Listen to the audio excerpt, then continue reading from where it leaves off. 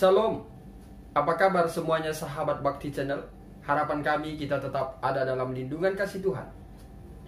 Kita belajar kembali dari pelajaran sekolah sahabat di hari Rabu yang diangkat dari kitab Yohanes 3 ayat 14-18 dan Roma 6 ayat 23. Dengan judul pelajaran kita, Ia telah mati untuk kita. Sebelum kita mengawali pelajaran ini, mari kita undang kuasa Roh Kudus, kita berdoa. Segala puji dan syukur hanya kepadamu kami panjatkan Allah kami maha tinggi. Saat ini ya Tuhan, kami kembali belajar dari pelajaran sekolah sahabat di pelajaran hari Rabu.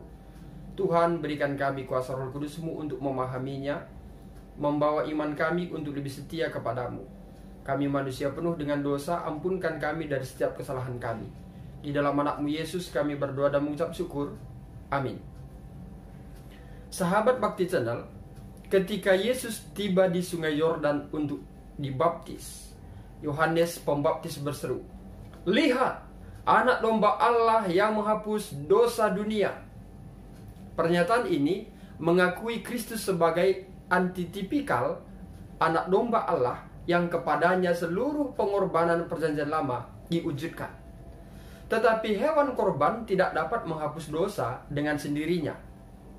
Maka mereka hanya menyediakan pengampunan bersyarat yang bergantung pada efektivitas pengorbanan Kristus di kayu salib di masa depan.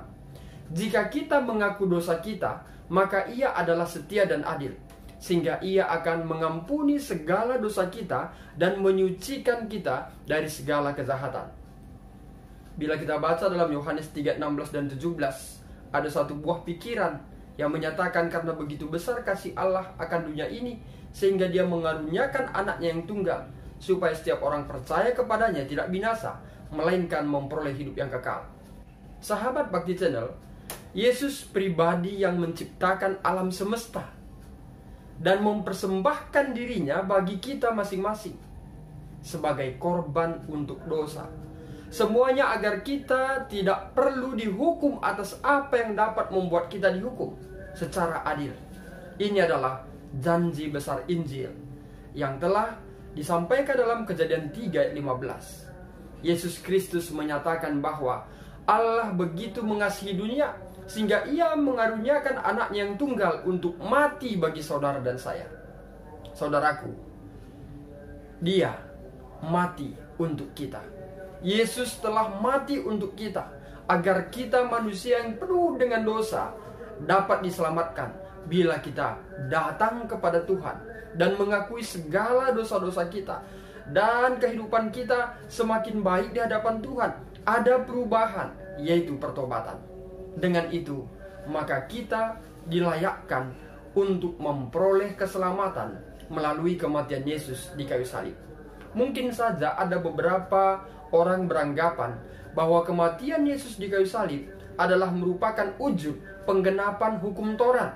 Itu sebabnya dalam perjanjian lama tidak diperlukan lagi segala aturan-aturan, baik itu mengenai makanan haram dan halal, baik itu mengenai upacara-upacara dan juga hari Sabat.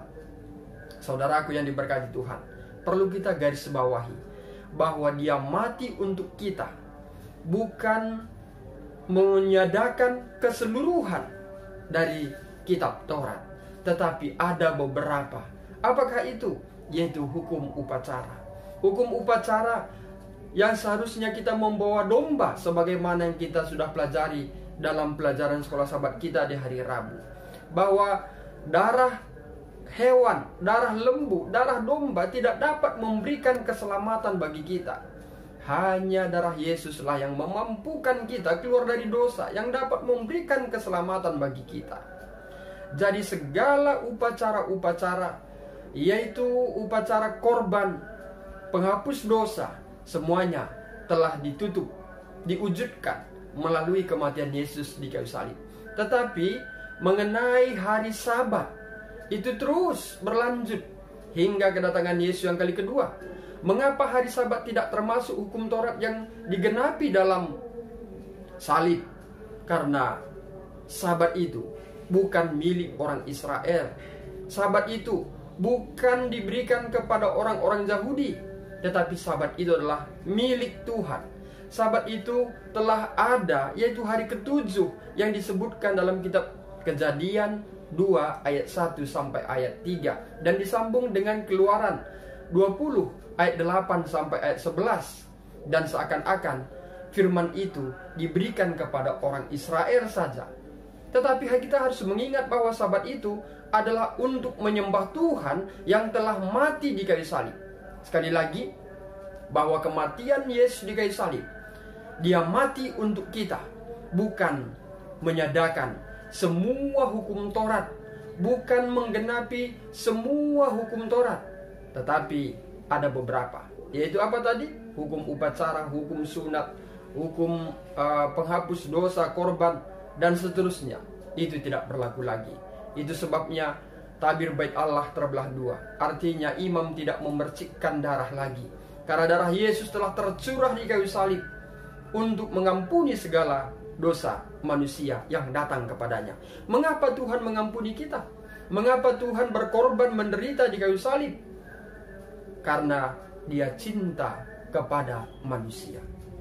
Yohanes 3:16 dan juga di ayat yang ke-17 tadi sudah jelas mengatakan, karena begitu besar kasih Allah akan dunia ini, sehingga Dia mengaruniakan anak yang tunggal, supaya setiap orang percaya padanya tidak binasa, melainkan memperoleh hidup yang kekal. Apakah sahabat Bakti Channel percaya kepada Yesus? Bila iya, nyatakanlah itu kepada Tuhan. Berdoalah kepada Tuhan, dan Tuhan akan mengampuni segala dosa-dosa kita. Sahabat Bakti Channel, sampai di sini pelajaran sekolah sahabat kita di pelajaran hari Rabu. Semoga melalui pelajaran ini membawa hubungan kita untuk lebih dekat kepada Tuhan. Saya Pendeta Arista Karo-Karo, pamit undur diri, dan akhir kata saya sampaikan, Tuhan Yesus memberkati.